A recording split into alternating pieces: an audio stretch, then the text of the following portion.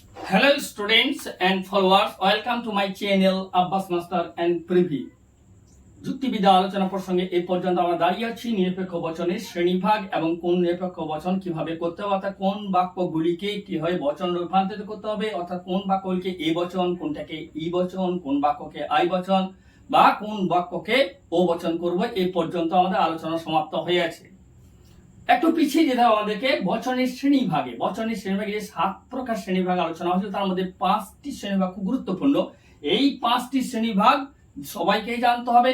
যুক্তিবিদ্যা, যুক্তি তর্ক বা যুক্তি সাজাতে গেলে 5টা শ্রেণীভাগ অত্যন্ত জরুরি। তার মধ্যে আমরা প্রথম শ্রেণীভাগ ছিল কি গুণ অনুসারে, সেটা বুঝে নিয়েছি। পরিমাণ অনুসারে সেটাও দেখা হয়ে গেছে। দ্বিতীয় শ্রেণীভাগ ছিল সম্বন্ধ অনুসারে। সেই সম্বন্ধ অনুসারে বচন 2 প্রকার দেখানো হয়েছে, নিরপেক্ষ বচন আর সাপেক্ষ বচন।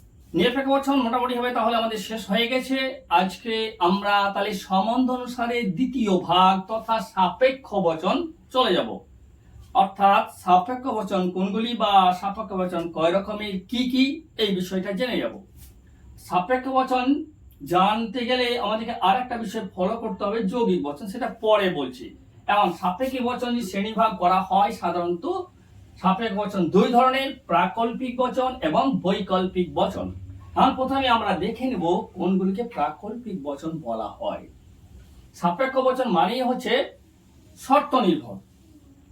অতএব প্রাকল্পিক বচনের সংজ্ঞা দিতে হলে এইভাবেই বলতে হবে যে সাপেক্ষ বচনে যদি তাহলে বা অনুরূপ শব্দ দিয়ে শর্তটিকে প্রকাশ করা হয় তাকে বলা হয় প্রাকল্পিক বচন।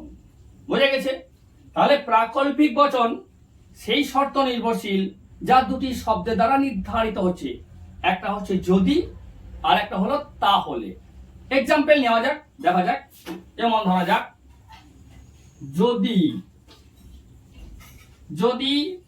বৃষ্টি হয়, যদি বৃষ্টি হয় তাহলে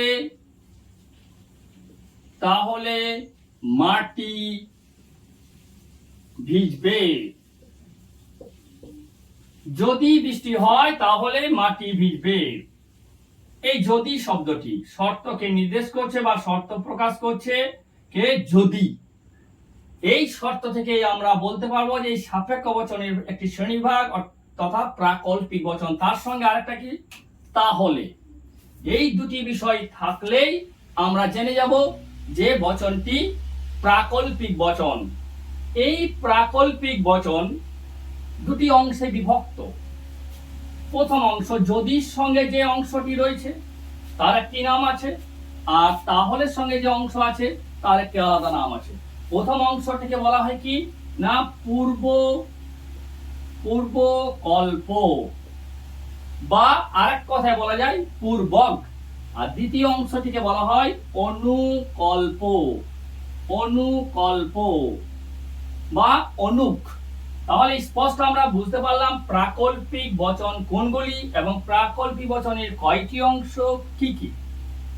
প্রাকল্পিক বচন কোনগুলি, যদি তাহলে দিয়ে যে বচনগুলো হবে সেটা হচ্ছে প্রাকল্পিক বচন। তাহলে অংশ কয়টি, দুটি অংশ, কি পূর্বকল্প এবং অনুকল্প। ক্লিয়ার? বোঝা গেছে? প্রাকল্পিক বচনের আরো উদাহরণ নেওয়া যায়। যদি সে ধার্মিক হয় তাহলে সে সৎ। যদি সে ধার্মিক হয় তাহলে সে সৎ। যদি সে সন্ন্যাসী হয় তাহলে সে ধার্মিক। এই যে যদি সে আসে তাহলে আমি যাব। এই যদি তাহলে এই দুটো বিষয় থাকলে আমরা সেগুলোকে প্রাকল্পিক বচন বলবো। আর প্রাকল্পিক বচনের দুটি অংশ স্পষ্টভাবে বলতে পারবো, পূর্বকল্প, অনুকল্প। এখন এই সঙ্গে আমরা দেখে নেব প্রাকল্পিক বচনের আকারটি কেমন হবে। আমরা আকার আলোচনা করতে গিয়ে আগে আলোচনা করছি আকার সাধারণত বর্ণ প্রতীকের সাহায্যে প্রকাশ করা হয়। এখানে পূর্বকল্পটাকে যদি আমি পি বর্ণ এবং অনুকল্পটাকে যদি কিউ বর্ণ প্রতীক ধরি তাহলে সহজেই প্রাকল্পিক বচনের আকার তৈরি করে নিতে পারবো। আকার কি হবে? আকার যদি পি তাহলে কিউ। ক্লিয়ার? তাহলে প্রাকল্পিক বচন আমরা জানলাম, প্রাকল্পিক বচনের অংশ কয়টি জানলাম, এবং প্রাকল্পিক বচনের আকার কি হবে তা আমাদের জানা হয়ে গেল। এবার দেখব আমরা সাপেক্ষ বচনের দ্বিতীয় ভাগ, বৈকল্পিক বচন কাকে বলে। যে সাপেক্ষ বচনে বক্তব্য দুই বা ততোধিক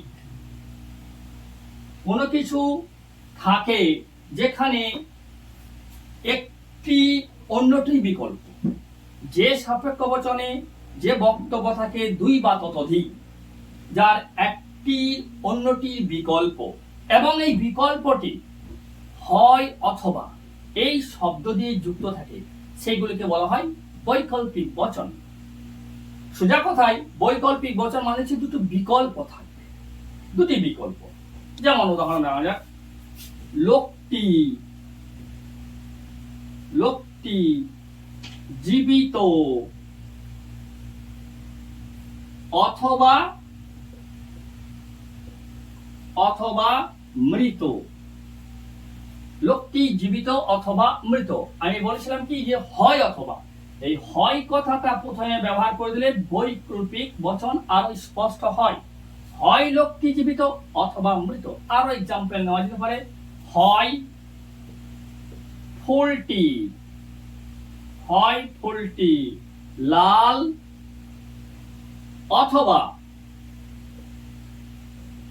অথবা সাদা। বোঝা গেছে? হয় ফুলটি লাল অথবা সাদা। তাহলে বৈকল্পিক বচন চেনার উপায় কি? অথবা শব্দটি। তবে মনে রাখবে যে শুধুমাত্র হয় অথবা নয়, এই বৈকল্পিক বচন চেনার এই হয় অথবা শব্দের আরো কিছু সমার্থক শব্দ আছে।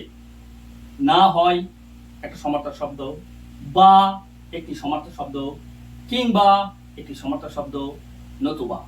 অর্থাৎ হয় অথবা, না হয়, বা, কিংবা, নতুবা, এই শব্দগুলো দিয়ে যে বাক্য থাকবে এবং দুটি দুটি বিকল্প থাকবে, সেইগুলোকে আমরা নিঃসংশয়ে বলতে পারবো এটা একটি বৈকল্পিক বচন। এই বৈকল্পিক বচন প্রাকল্পিক বচনের মতোই এর দুটো অংশ আছে। প্রাকল্পিক বচনের প্রথম অংশকে বলা হচ্ছিল পূর্বকল্প, আর দ্বিতীয় অংশকে বলা হচ্ছিল অনুকল্প বা অনু। এক্ষেত্রে একটু আলাদা। প্রথম অংশকে বলা হয় প্রথম বিকল্প, আমরা এ করতে পারি একম বিকল্প, আর দ্বিতীয় অংশকে বলা হবে দ্বিতীয় বিকল্প।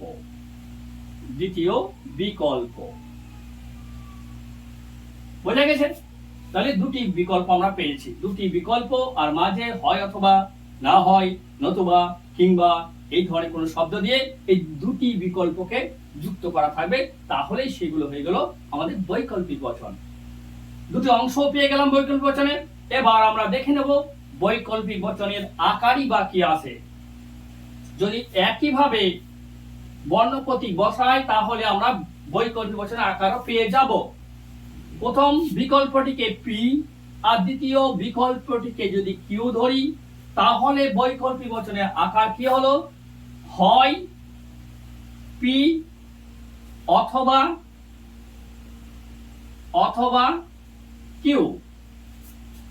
কিউ, সহজেই করে দেবো পি অর কিউ।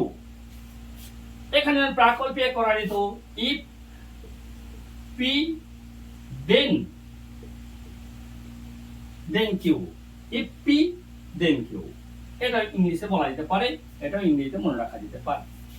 ওকে, তাহলে আমাদের সাপেক্ষ বচন যে প্রধানত দুটি ভাগ, প্রাকল্পিক আর বৈকল্পিক, এই দুটি বচন আমাদের স্পষ্টভাবে জানা হয়ে গেল। এখন আমরা এই সঙ্গে আরেকটা বিষয় আলোচনা করতে পারি যে সত্য মিথ্যাটা। প্রাকল্পিক বচন কখন সত্য হবে এবং কখন মিথ্যা হবে, বৈকল্পিক বচন কখন সত্য হবে বা কখন মিথ্যা হবে।